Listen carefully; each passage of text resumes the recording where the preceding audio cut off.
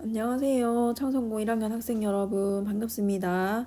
이번 시간은 학습지 19에 있는 내용 선생님하고 같이 한번 보도록 할 텐데 대략적으로 이승만 정권과 4.19 혁명과 관련된 내용들을 선생님이 한 프린트에 모아놨어요. 교과서에는 보면 좀 띄엄띄엄 내용들이 있기 때문에 학습지로 한번 흐름을 쭉 연달아서 정리를 하고 난 뒤에 교과서 어디에 내용들이 흩어져 있는지 한번 보면서 다시 정리를 하도록 하겠습니다.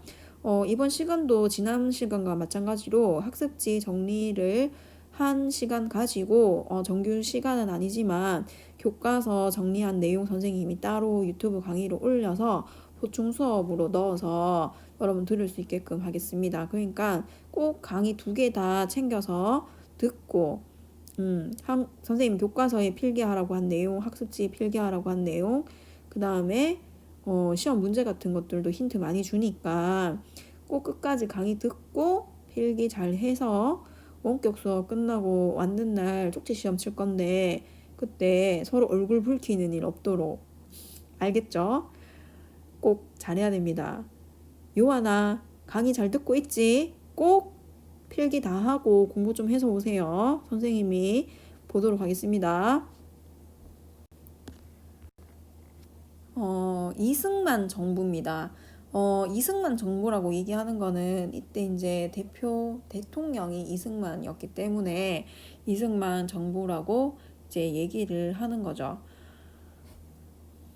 지난 시간에 5.1 총선거를 통해서 뭐가 결성이 됐어요? 5월 10일 총선거 했는 거 기억나나요? 제주도 선거구 2개를 제외하고 전국의 국회의원 198명이 선출이 되었다라고 했습니다. 그래서 재헌 국회다라고 했습니다. 기억나나요, 여러분? 이 재헌 국회에서 했는 일들이 여러 가지가 있다라고 했습니다. 우선 헌법도 제정해야 했어야 됐고, 그 다음에 우리나라 정부 구성을 어떻게 할 것이냐, 대통령 선거와 관련된 내용들을 해서 간접 선거로 뽑는다. 그 다음에 거기서 누가 선출이 됐습니까? 이승만이 선출이 되었다라고 했습니다. 기억 안 나면 앞에 18번 한국사 학습지 18번 옆에 놓고 같이 볼 수 있도록 합니다. 이 당시는 아직까지 조금 불완전한 체제였기 때문에 많은 할 일들이 있었겠죠. 친일파 처리도 해야 되고 토지 개혁 문제도 아직 남아 있고 그 다음에 너무 못 살던 시기를 지났기 때문에 경제적으로 어떻게 우리가 성장할 것인가의 문제도 있었습니다.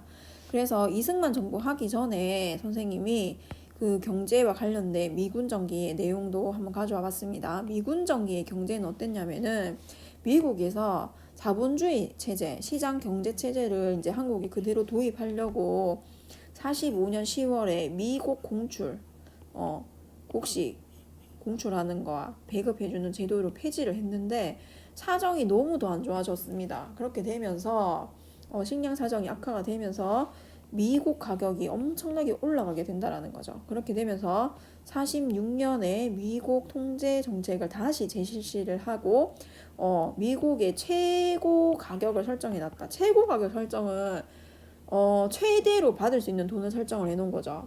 10,000원이라고 설정을 해놓으면 고구마 하나에 10,000원 이상은 받을 수 없다라고 얘기를 하면 10,000원까지만 받는 게 최고 가격 설정을 하는 겁니다. 그 다음에 공출제는 각 집마다 얼마씩 내라라는 거. 그 다음에 나라에서 한 집당 얼마씩 배급해주는 제도가 부활을 하게 됩니다.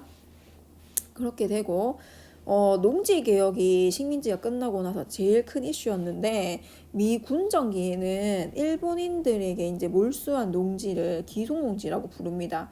이 기속농지를 대상으로 일부 이제 분배가 이루어졌습니다. 일부 이루어졌다라는 거죠. 일부.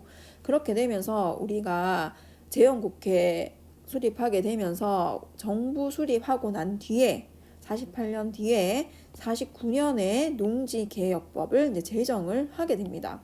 이때 원칙은 뭐냐? 농지개혁법의 원칙이에요. 이거는 굉장히 중요합니다, 여러분. 별표 칠 수 있는 만큼 많이 쳐놓고 많이 보세요. 어떻게 했느냐? 모든 토지 대상으로 하지 않았습니다. 모든 토지 종류가 여러분 알다시피 농사 짓는 땅만 있는 게 아니죠. 산도 있고 주택도 있고 공장지대도 있고 공유지도 있고 너무너무 종류가 많은데 모든 토지 대상으로 하지 않고 농경지에 대해서만 실시를 했다라는 겁니다. 그 다음에 원칙 경자유전 이거는 무슨 말이냐 농사 짓는 사람이 소유한다 토지를 소유한다라는 원칙이라는 거죠. 그래서 땅에 농사 짓는 자, 경작하는 자가 땅을 갖는다라는 원칙을 적용을 했다라는 겁니다. 49년에 법이 제정이 됐고 시행은 50년 3월부터 57년까지인데 이 농지 개혁을 했는 기준이 그럼 또 뭐냐? 기준. 정보는 토지의 단위라고 기억을 하면 된다고 했습니다. 한 사람당 3정보를 초과하는 농지를 국가에서 돈을 주고 사는 거예요. 유상매입이에요. 돈을 주고 사는 거예요. 개인한테 나라가 돈을 주고 사는 겁니다. 그 다음에 소작농들에게도 역시 돈을 주고 파는 거예요. 유상매각. 근데 선생님 이게 뭐가 그렇게 중요해요? 근데 이제 땅을 어마어마하게 많이 가지고 있는 사람들을 대상으로 땅을 많이 걷어들이고 땅이 없는 사람들에게 땅을 살 수 있는 기회를 준다라는 것만으로도 이거는 대단한 개혁이라는 거죠. 결과 어떻게 되느냐? 지주제가 해체가 되고 자작농, 스스로 농사를 짓고 살 수 있는 사람들이 늘어나게 된다. 식민지 시대, 그 다음에 광복 이후 세대, 미군정기만 해도 이 소작농들이 엄청나게 많았는데 그래도 이 농지개혁법을 통해서 소작농들이 줄어들고 자작농들이 엄청나게 많아졌다라는 거는 되게 중요합니다. 2번은 암기 대상입니다. 암기 대상. 기준이 어땠느냐. 그 다음에 원칙은 어떠했느냐. 굉장히 중요하고 결과도 중요하고 특히 한계는 더 중요하겠죠. 근데 이 토지 개혁이 제대로 되지 않았다고 생각하는 사람들은 한 가구당 분배된 농지 면적이 너무 작았다라는 거. 그 다음에 이 유상으로 사람들이 산다라고 했잖아요. 당장 돈이 없는 사람들은 이제 돈을 나중에 갚아라라고 하고 땅을 사게 되는데 가격이 부담이 너무 되는 거예요. 상환 부담이. 대출 이제 받아서 이제 상환해야 되는 부담이 컸는 정도로 되어 있었다라는 겁니다.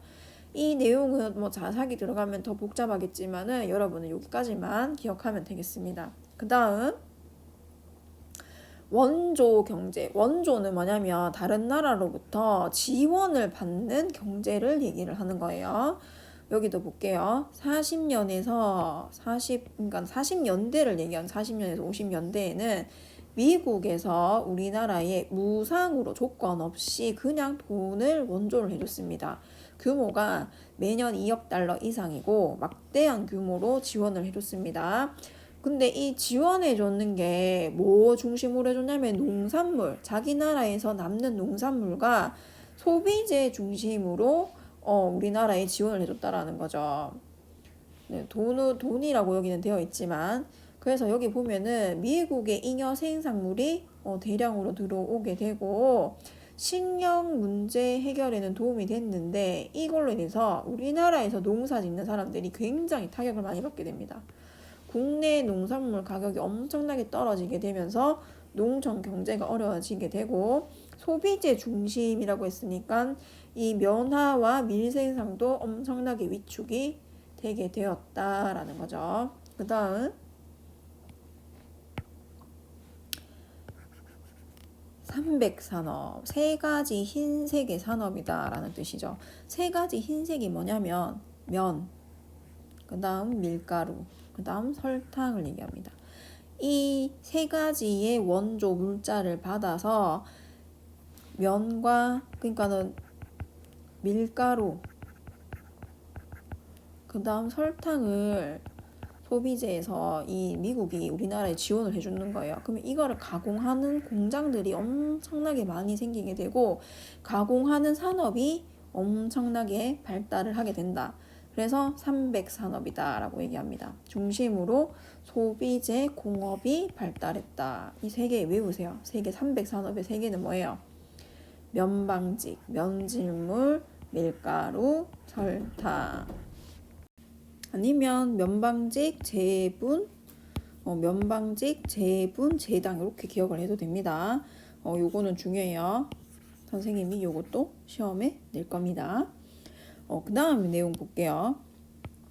철도, 항만, 발전소 등 기간 산업이 복구되고 비료공장 등이 이 원조로 인해서 건설이 되었다라는 거죠. 한계점 이것도 중요합니다. 정부가 이 미국으로부터 원조 물자 받았잖아요. 뭐 받았어요? 농산물도 받고 그다음에 면직물, 밀가루, 설탕 같은 것들을 받아가지고 이것을 다시 가공을 해서 팔았단 말이에요. 그럼 돈이 되죠. 회수한 대금을 대부분 어디에 썼냐면은 국방비로 썼어요. 국방비. 뭐냐면은 미국에서 다시 무기를 구입한다라는 거죠. 돈이 다시 어디로 유입이 들어가는 겁니까? 미국은 자기 나라에 남는 물건들 다시 우리나라로 보냅니다. 우리나라로 여기 뭐예요? 농산물하고 소비재 같은 것들 여기 나오는 농산물, 면직물, 밀가루, 실내 남는 것들 잉여 생산물을 우리나라에 보내서 우리나라가 이거를 가공해서 팔면은 한국 돈이 생기잖아요. 그럼 다시 이게 돈이 미국으로 가는 구조로 되어 있었다라는 거예요. 그게 바로 대충 자금이라고 해서 국방비로 다시 미국으로 유입이 되었다라는 거죠. 실질적으로 우리나라에 대출자가 되거나 산업에 크게 도움이 된 부분이 없었다라는 거고, 그 다음에 산업시설에 대한 대투자가 당연히 부족할 수밖에 없겠죠. 돈이 미국에서 무기 구입하는 데 들어갔으니까. 그러니까 철강, 기계 등 생산재 공업은 당연스럽게 육성되지 못했습니다.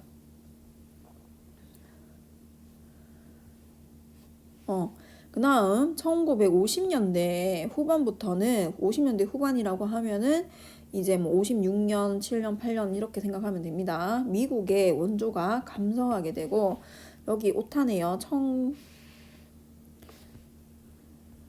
얘는 지워서 지우세요. 1958년부터는 지원 방식이 무상 원조에서 무상으로 우리나라에 이제 지원을 해줬는데 유상차가는 뭐예요? 이제 빌려주는 거예요. 나중에 갚아라. 이렇게 바뀐다라는 거죠. 그렇게 되니까 원조에만 의존하던 한국 경제는 당연히 이때부터 더 침체가 되고 어려워지게 됩니다. 그 다음 하나 더 문제가 있었다라고 했죠. 그게 뭐예요, 여러분? 바로 친일파들을 이제 반민족 행위를 한 사람들 어떻게 처벌을 하느냐. 재헌국화에서 반민족 행위 처벌법을 48년 9월에 제정을 했습니다. 그렇게 되면서 여기도 오타가 있네요. 선생님이 이제 급하게 만든다고 오타들 있어서 좀 미안해요. 예,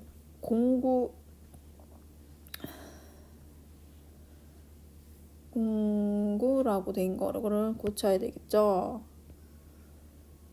1로 고치세요. 1.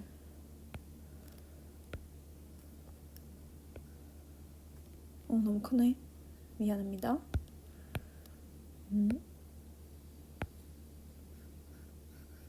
1948년 10월 반민족행위 특별조사위원회가 구성이 되었고 일제강점기 반민족 행위를 일삼았던 사람들을 광범위하게 조사합니다. 그렇게 되면서 김현수, 박홍식, 최남선, 최린 등 핵심 인물 약 220명 기소까지도 했는데 이게 이제 여기를 보세요. 일제 때 경찰로 굉장히 악명이 높았은 노덕술이라는 사람이 있었습니다. 이 사람은 독립운동가들을 엄청나게 잡아가고 그다음에 고문 같은 것도 막 자행을 하고 정말 악랄하기로 이제 소문이 났던 사람입니다.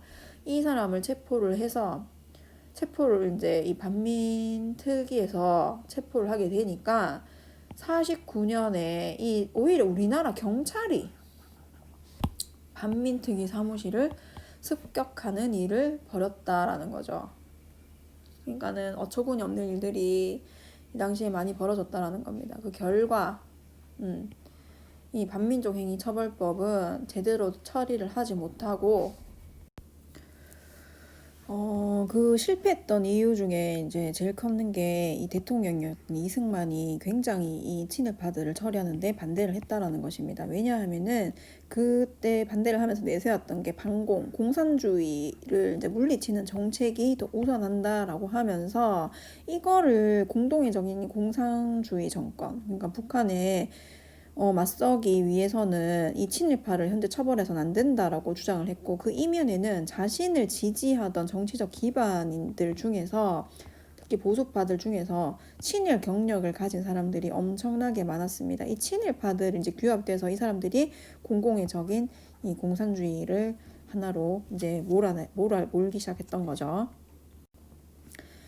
그렇게 되면서 또 이 반대를 하면서 무슨 사건을 일으키게 되냐 하면은 국회 프락치 사건이라고 해서 국회의원들이 있었죠. 이 반민특위 활동, 그러니까 친일파 처단에 앞장서던 국회의원들을 남노당이 아니라 이 남노당으로 바꾸세요. 남노당 접촉 혐의, 그러니까는 공산주의랑 내통하고 있다.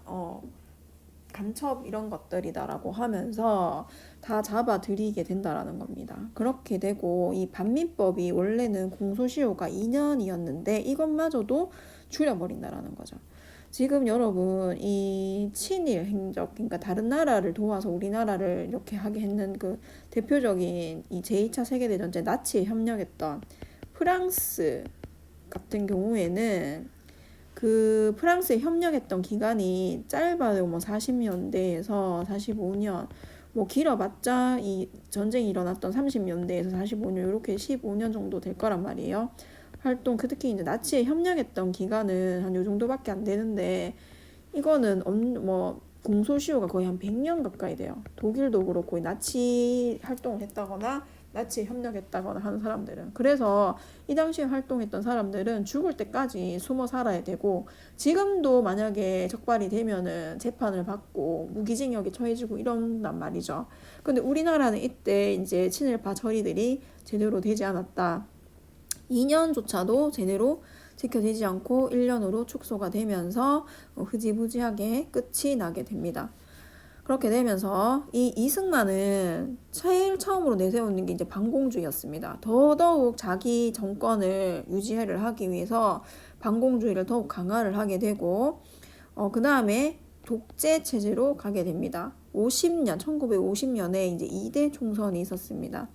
이때 이제 다시 국회의원을 뽑는 선거를 얘기하겠죠. 국회의원을 뽑는데 이승만 지지 세력이, 그러니까는 이 앞에 1대 총선에서는 있었던 세력 중에 80%가 탈락을 하게 됩니다.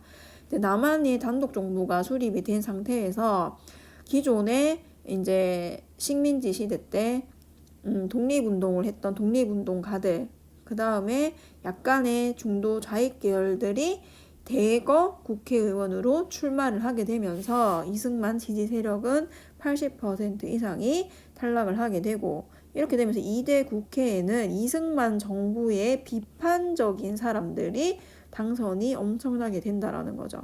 이렇게 간선제였잖아요. 처음에 재헌국회에서는 우리나라 대통령 뽑을 때 국회의원들이 뽑는 선거 간선제였는데 이승만이 판단을 한 거죠.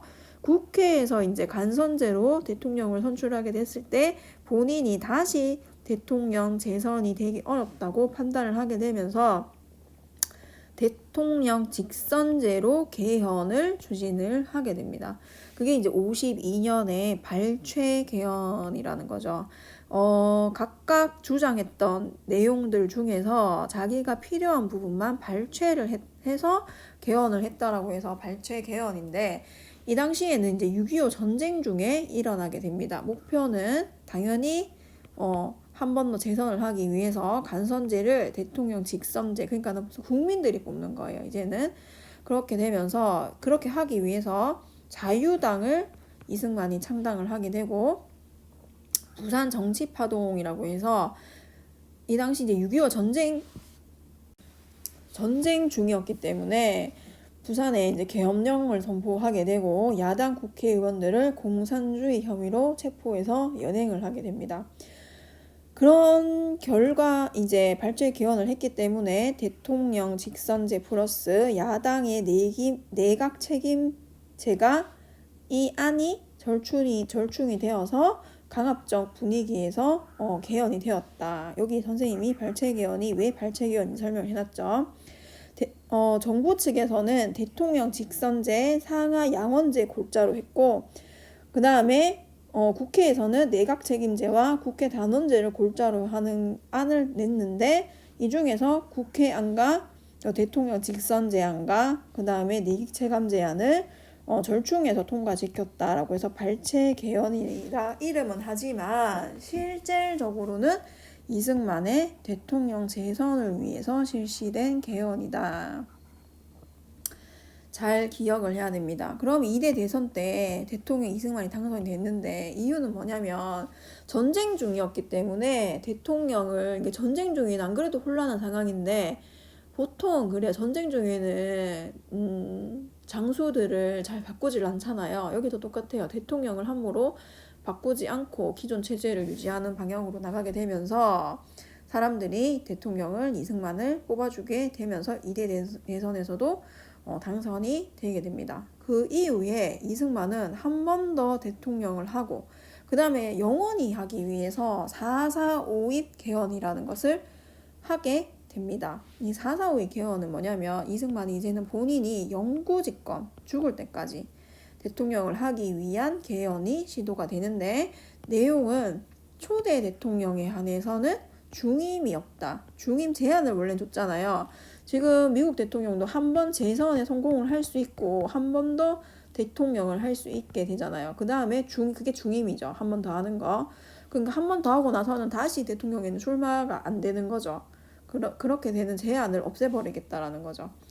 그래서 이 과정이 국회의원 203명이 3분의 2 정족수를 따지면 135.333333이 돼야 되는데 여기서 136표가 되어야 개헌안이 통과가 됩니다. 그래서 딱 정말 드라마틱하게 이 상황에서 135표가 나온 거예요. 그러면서 6표가 안 되기 때문에 부결이 되었는데 다음날 뭐라고 발표했냐면은 수학자를 한 명을 만들어가지고 만든 건 아니고 이제 어느 학자를 섭외를 했겠죠. 이 사람은 이 3으로 했을 때 그러니까 사람을 3으로, 그러니까 이 한 사람을 나눌 수는 없잖아요. 그렇게 되니까 이 3을 버려야 된다라고 얘기를 한 거죠. 그러니까는 3을 버리게 됐을 때는 136표가 아니라 5표가 되면은 통과다 이렇게 해서 4.4.5입 논리로 개헌안이 통과가 되게 된다라는 겁니다.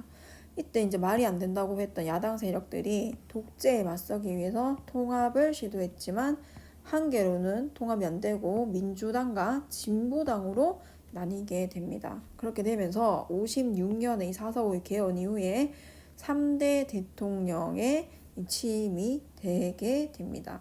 이승만 대통령, 그 다음에 장면이 부통령으로 당선이 됐는데 이 장면이라는 사람은 여기 밑에 보세요. 56년 선거에 이때는 대통령도 뽑고 부통령도 뽑는 그런 선거제였는데 자유당에서는 이승만, 이기봉, 그 다음에 민주당에서는 신익희, 장면, 거기 무소속에서 조봉암, 이봉석 같은 사람들이 후보로 출마했습니다. 이 뒤에 있는 구호는 수능시험이나 아니면 한능검 시험에서 굉장히 잘 나옵니다. 이렇게 문제 사료로 제시가 됩니다. 자유당에서는 뭐라고 그러니까 민주당에서는 이 현실에 지금 우리 못 살겠다. 한번 싹 다 갈아보자 이렇게 얘기했고 자유당에서는 갈아봤자 더 못 산다라는 구호, 실제 이 당들이 주장했던 구호들이에요. 무소속에서는 혁신밖에 살 길 없다 이런 구호를 내세워서 선거운동을 했다라는 거죠. 민주당의 신익희는 이 후보로 나왔을 때 사망을 하게 되고 그렇게 되면서 이제 이승만이 당선이 됐어요. 대통령에는. 근데 부통령에 이제 장면이 당선이 된 거예요.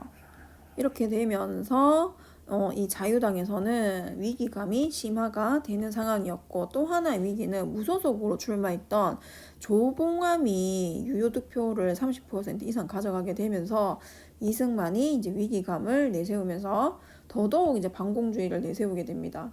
그러면서 자기의 독재 체제를 강화하는 걸로 나가게 되는 거죠. 어떻게 그럼 강화를 시키는 걸로 이용을 했느냐? 진보당 사건을 일으키게 되는데, 조봉암을 비롯한 진보당 관계자들을 간첩 혐의로 체포를 하게 되고, 그 다음에 바로 사형을 진행을 시켜버립니다. 바로 사형 언고 내리고 얼마 안 돼서 바로 그냥 사형을 시켜버려요. 그 다음에 예전에 국가보안법이라는 게 있었는데, 이걸 다시 개정을 해서 신국가보안법이라고 만들어가지고 정치 활동을 엄청나게 감시를 하고 탄압을 했습니다. 그 다음 이런 그 무소속 계열이나 뭐 민주당 계열에 유리한 기사 같은 것들을 썼는 경향신문을 폐간을 시켜버립니다. 그런 상황에서 이제 4.19 혁명이 발생을 하게 되는데, 한번 봅시다. 4.19 혁명, 3.15 부정선거를 하게 되는 거죠. 왜 했느냐? 이승만은 이 당시에 벌써 뭐 4.4.5의 개헌으로 자기 초대 대통령에 한해서 무제한으로 중임 제한이 없잖아요. 할 수 있는데, 자기가 이제 나이가 거의 80이 넘으신 나이였기 때문에 자기가 죽고 나서 그 대통령 직위를 부통령이 이제 승계를 한단 말이에요. 그렇게 했을 때 아까 전에 이기붕이 아니고 부통령이 이제 아까 장면이었다고 했잖아요. 그러니까는 그렇게 되면은 정권이 바뀌는 거예요. 그 상황을 이제 두고 볼 수가 없었던 거지. 자기 사후이 어떻게 되는지. 그렇게 되면서 대통령, 그다음 부통령 선거를 앞두고 대대적인 부정 선거를 계획을 하게 됩니다. 그 당시 이제 이승만은 85세였고 선거 직전에 이제 조병옥도 사망한 상태였어요. 그래서 이승만은 대통령 당선이 확실시 됐는데, 이승만의 건강 이상 시 대통령직을 승계하는 부통령직의 장면이 굉장히 유리하게 대두가 되고 있었다라는 거죠. 그렇게 되면서 4민조 9인조는 뭐냐면, 원래는 비밀 투표잖아요. 한 사람이 이렇게 우리 이제 선거하러 가보면 가림막 안에 들어가서 투표를 행사하는데, 양옆에서 팔짱을 끼고 투표한 데 따라 들어간다거나 9인조가 한 대 움직인다거나, 또 사전에 그 선거 그날 선거를 하는 게 아니라 미리 투표를 해서, 표가 원래는 그 동네에 100명밖에 없어. 그래서 표도 100표가 나와야 되는데 막 개표를 해보니까 150표가 나오고 막 이런 상황이 벌어지게 된다라는 겁니다. 그렇게 되면서 자유당의 선거 개입에 대해서 드디어 저항하는 움직임이 일어나게 되고, 특히 이 마산에서 항쟁을 하던 김주열 학생이 사망하는 사건이 벌어지게 됩니다. 그렇게 되면서 4.19 의거가 이제 일어나게 되고, 이제 최고로 이제 보수 계층이라고 하는 지식인들 중에서도 대학 교수단까지도 시위를 하게 되는 상황에 가게 된다라는 거죠. 그러니까는 그러니까 모든 계열에서 이승만 정권의 부정부패에 항거하는 운동을 했다라고 생각하면 되겠죠. 결과 이승만이 하야를 하게 되고 내려오게 되고, 허정 과도 정부, 과도기에 있는 정부가 수립을 하게 됩니다. 이 허정 과도 정부는 가정에 있는 거긴 한데 그냥 참고적으로만 읽어 놓으면 되겠습니다. 그 다음에 다시 선거를 해서 대통령을 뽑고 하는데, 여기 위에 보면 허정 과도 정부에서 무슨 개헌안을 또 통과시켰냐면은 내각 책임제, 그 다음에 양원제 의회를 주요 내용으로 하는 내용을 통과를 시켰습니다. 그게 뭐냐면 대통령이 윤보선이긴 하지만 주요 핵심 그 정권의 핵심은 어디냐면은 내각인 거예요. 내각. 그렇기 때문에 총리인 장면에게 정권 권한이 많다, 그러니까 핵심이다라고 생각하면 되겠죠. 그렇기 때문에 이 시기를 윤보선 정권이라고 안 하고 장면 내각이라고 많이 표현을 합니다. 이 장면 내각에서는 지방자치제도 확대를 시행했고, 이게 보통 현대에 다시 한번 언급이 되는데 김영삼 정권에 다시 한번 나오는 내용이거든요. 그래서 선지로 헷갈리게 굉장히 많이 나와요. 사지선지, 오지선지의 선지로 나오기 때문에 맨 처음에 이제 시행한 거는 장면 내각이라는 거 여러분이 잘 기억을 해야 됩니다. 그 다음에 경제개발 계획안도 5개년 경제개발 계획을 우리 뒤에 배우게 됐지만 박정희 정권 때 요거를 이어받아가지고 굉장히 많이 했습니다. 그래서 장면 내각에서도 경제개발 계획안을 마련했다라는 거. 그 다음 이때부터 국토 건설 사업을 추진을 했다라는 거 잘 기억을 하세요. 장면 내각의 그러면 한계점은 뭐냐? 민주당 내부의 파벌 대립으로 지도력 발휘를 잘 못했고, 그 다음에 민간 차원에서 이 당시에 엄청나게 북과 통일 운동을 했는데 이것을 엄청나게 반대를 많이 했습니다. 자기들은 뭐라고 주장했냐면 유엔 감시 하에 남북 총선거를 하자라고 주장을 했지만 이거는 실현 가능성이 거의 없는 내용이었죠. 그래서 민간 차원에서는 어떤 통일 운동들이 있었느냐? 하나는 중립화 통일론, 하나는 남북 협상론입니다. 중립화 통일론은 스위스처럼 이제 영세 중립화 하자라는 거고 통일해서 협상론은 외세 간섭 배제하고 남북 협상으로 통일하자라는 겁니다. 학생들이 위주가 돼가지고 이 당시에 통일운동도 굉장히 많았어요. 그러면서 구호가 뭐냐면 학생들끼리 가자 북으로 오라 남으로 이런 걸 많이 했었고 그 다음에 외세의 간섭 배제하자라는 취지로 속지 말자 소련놈 믿지 말자 미국놈 이런 구호를 실제적으로 사용을 했다라는 겁니다. 그 다음에 이 장면 내각의 또 하나의 그 실책은 이승만 정권의 3.15 부정선거 책임자와 처벌을 제대로 못했다라는 거. 그 다음에 부정축제자 처벌을 제대로 안 했다라는 거죠. 그러니까 사람들이 이 장면 내각에 대한 불만이 굉장히 많았다라는 겁니다. 그래서 이런 불만들을 틈타서 5.16 군사 정변이 일어난다라고 여러분이 뒤에 배우는 내용 연결해서 기억을 하면 되겠습니다.